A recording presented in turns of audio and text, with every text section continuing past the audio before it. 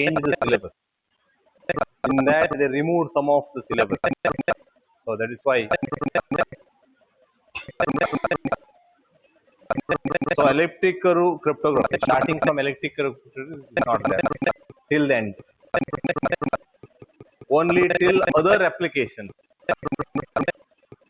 after Diffie-Hellman, I think, right? Algamal things are there. After that,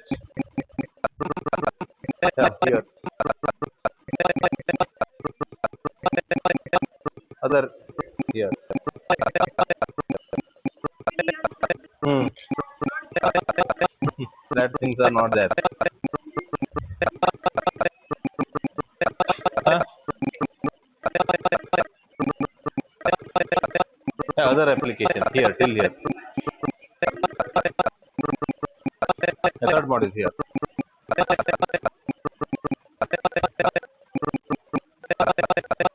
So in the public key infrastructure, we are discussing in the third module now. In the public key infrastructure, there are 4 types of public key infrastructure architecture, out of which one which we discussed last class, PKI with the single CA, right? Whereas a single certification authority will voucher the certificate to the multiple people. So that is called a single. It is normally like, for example, certification authority 1, he is going to issue the certificate to user 1, user 2, like that, the n number of users, like this. There are multiple things. But the problem is, as we discussed last class, there is a single point of failure in this. The reason is it is not scalable. It is not scalable one. So this is called as single CA. That is A. That is first one. B. The hierarchical model or PKI. It looks like this. CA1 initially issuing a certificate to CA2, CA3, CA4, like this.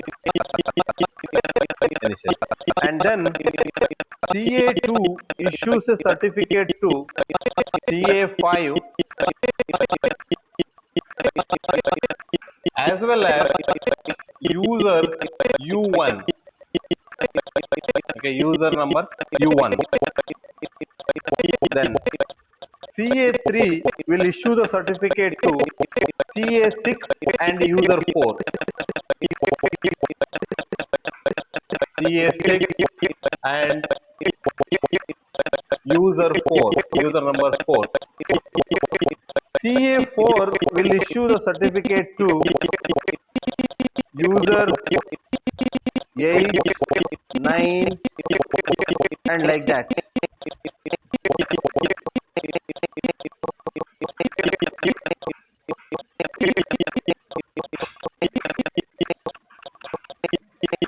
U8, U9, U10, U11 and CA is 5.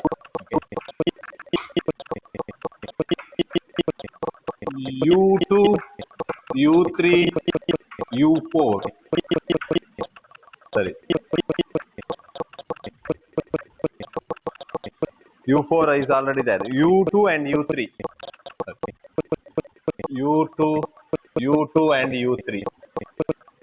And CA6 will issue the certificate to U5, U6 and U7. Yeah, in our tree based or hierarchical based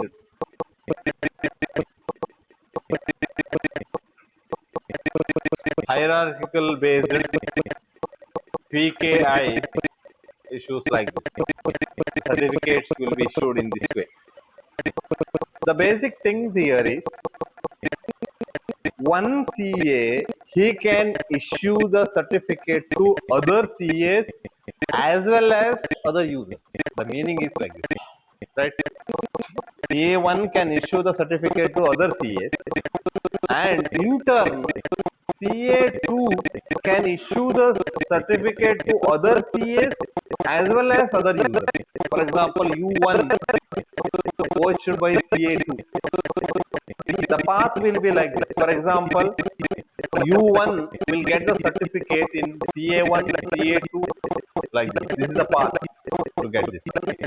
Similarly, a U5 will get a certificate in such a way that CA1 will watches CA3, CA3 watches CA6, CA6 watches the public key of user 5.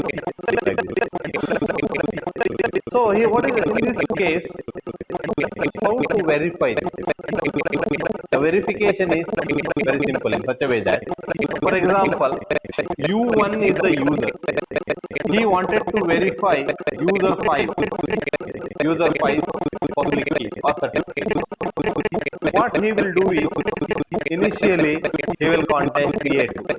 CA2 in turn contacts CA1 because his parent one is CA1 only. Similarly, the U5 initially issued by the CA1, then CA3, then CA6, then CA5. So the U5 has to give the information to the U1 in such a way that all its predecessors who are all, for example, U5 actually got a certificate from CA6 certification authority, but CA6 got the certificate from CA3, and CA3 got the certificate from CA1. In this way, yes, suppose the U5 has to provide this particular link, CA1, CA3, CA6, then this person will verify in this direction. Similarly, the U1 has to give the information to the U5 similarly, or U11, for example.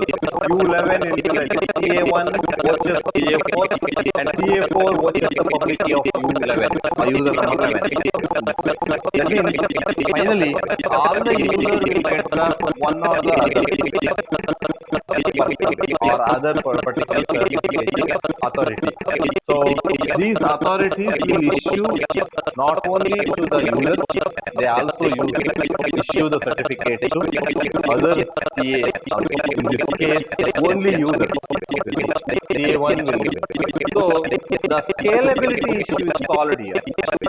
Right? The scalability, it is not scalable.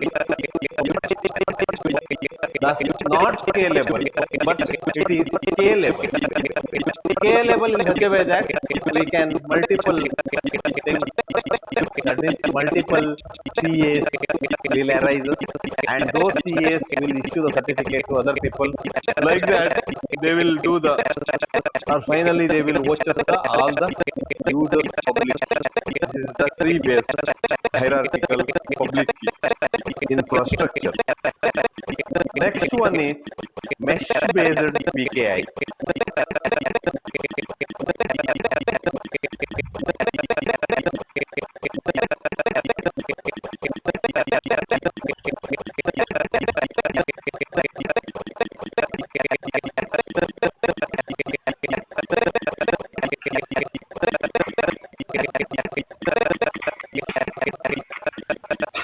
Mesh-based PKI.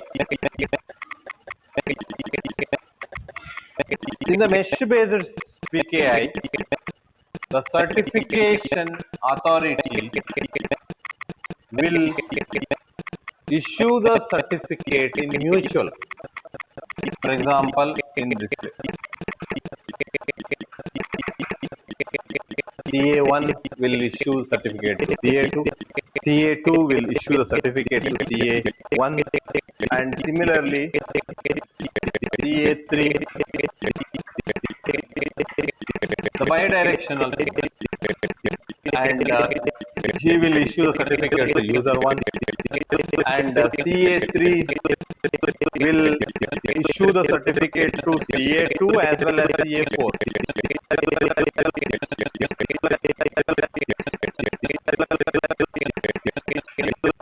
Each other in this way. This is also possible. And then again, CA5 and CA6, and again 3 based. Because it is a combination of 3 based as well as, for example, U2, U3, U4, U5, like this. These are other things. Okay. Now let us will see in the mesh based PKI.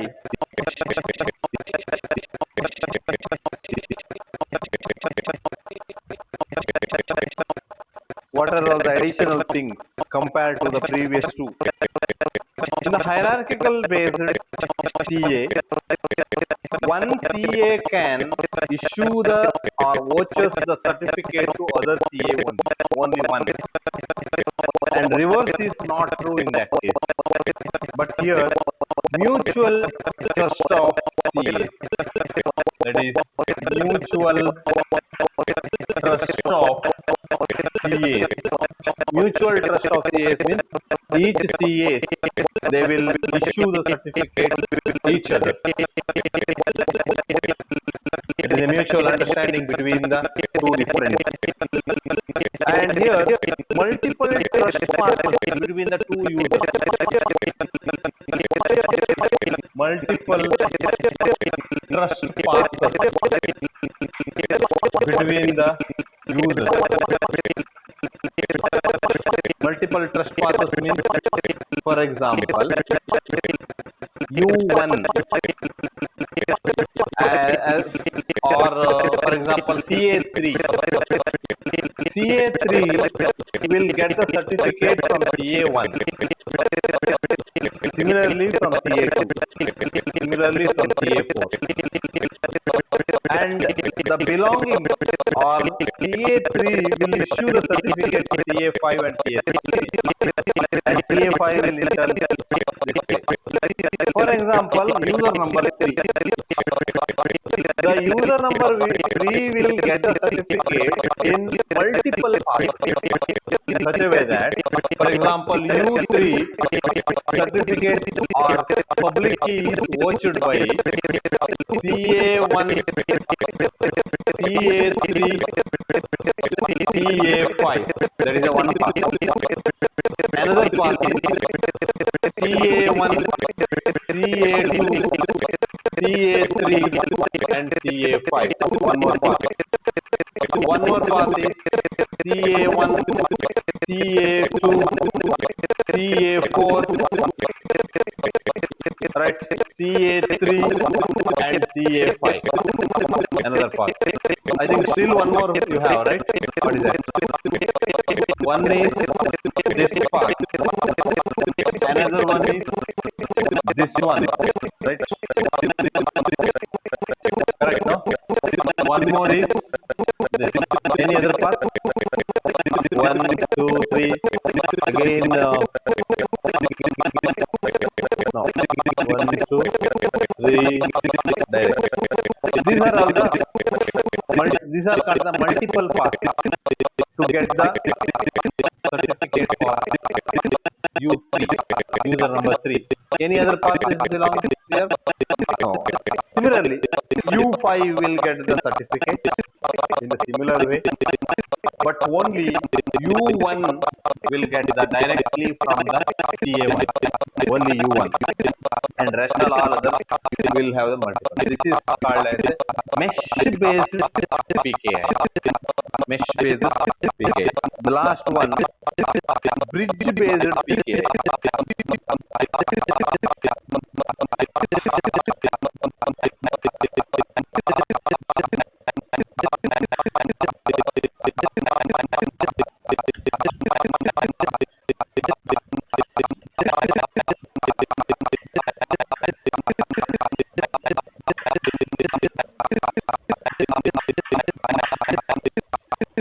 bridge-based PKI.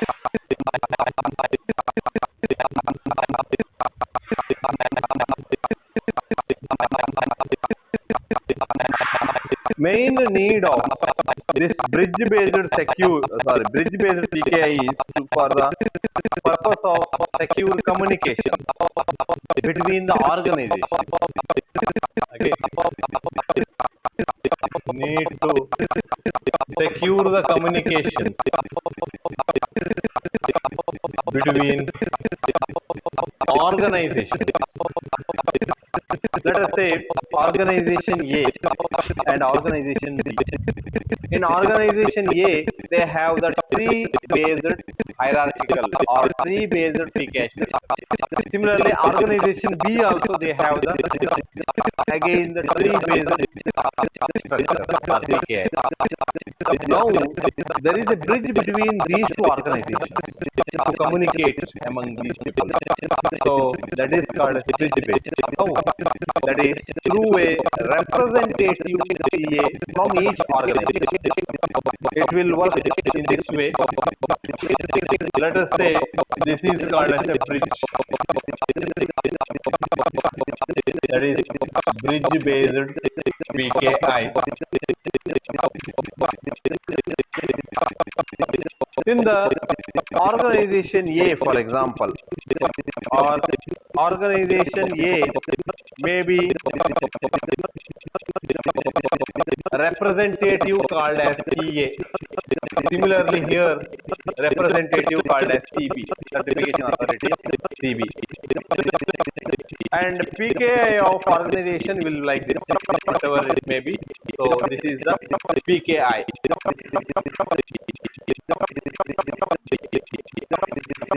Similarly, the PKI of B.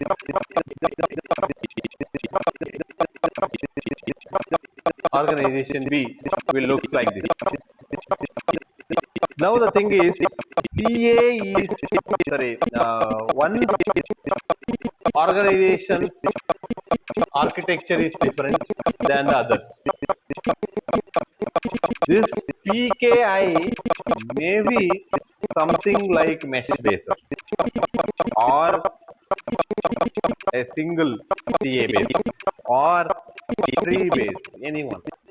Similarly, this organization's PKI may be of a tree based or single CA based or else the third one, that is mesh based, anyone. And these two are representative.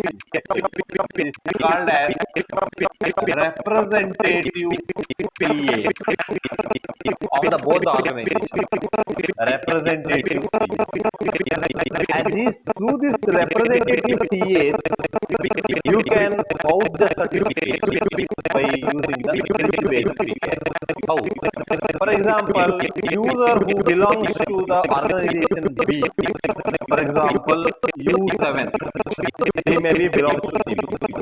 And similarly, user of U9, user number 9, he may belong to the organization A. So, he may get the certificate through the CB also, right, by using the bridge base. Right, he may be watched by U9 and U9 certificate is watched by the CB, certification authority B organization. Similarly, U7 certificate will be watched by the CA via this method. So this is the bridge base, and basically it's addressing the each organization. And within the organization, they have their own structure, whether it's tree-based, mesh-based, whatever it is. But along with that, they can verify each other. For example, U9, he wants to send a message to U7. what he will get the public key of user. The public key of 7 is voiced by the C. So he will get the through this bridge base. That is verification happens through here. And then he sends a message to the by using that public key, and he will get the message. Again, he will verify U9 in the same. Again, he will verify the certificate TA, that is organization A, and in turn they will send the message. This is about the public key architecture. So there are 4 different types of architecture. One is unique, single TA based, and tree based, mesh based, and bridge based. Certification or certificate revocation.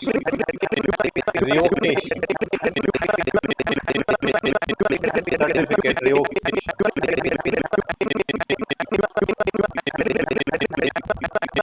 Various scenarios you have to consider.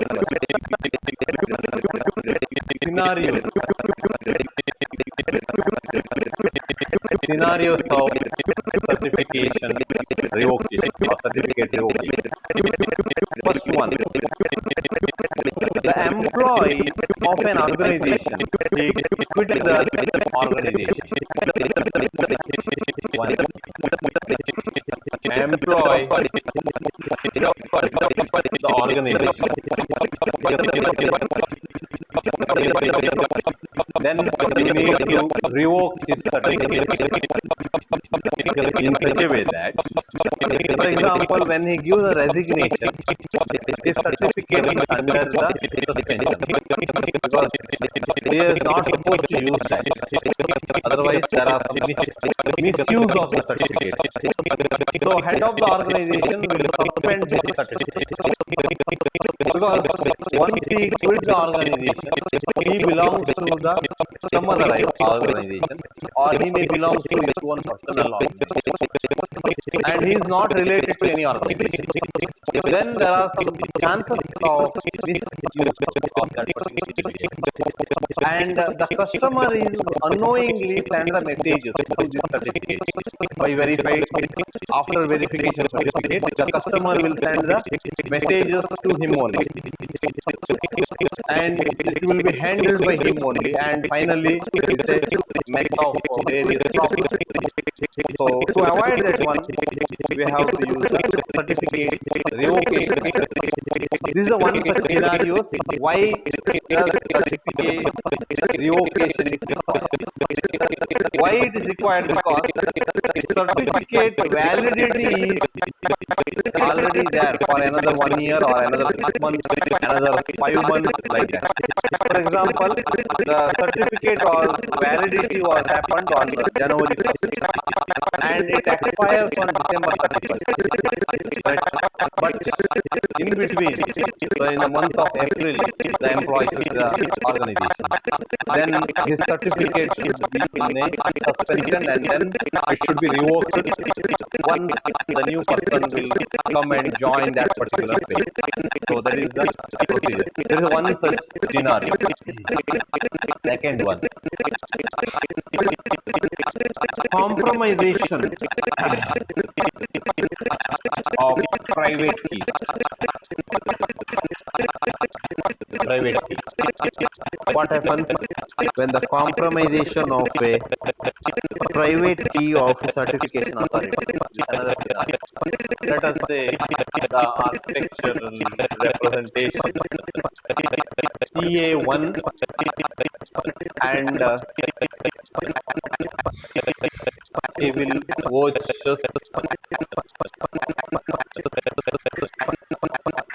CA3 suppose, and in turn the CA3 will watch 2 more people, CA6 and a user, any user number 1 or user number 10 or something. Now the scenario is here. Private key of the CA3 is compromised. Okay. Private key of the CA3. Now the scenario is just like it. Actually, the public key of CA3 was watched by CA1, right? Issued by CA1. Public key as well as private key pair normally. So watched by CA1. But he lost his private key and it got compromised. It means someone took that key, private key. Then there is the type of attack that happens to the other users, one who belongs to this particular community. Because he is actually a certification authority for two different users. Again, that user may issue the several other certificates. Sorry, several other people. He may certify, for example, he may give the another by using the tree basis. Another CS, right, C3 set of CS. And they may in turn give the several certificates, other certification authority. They will issue the certificate to several. Then finally what happens?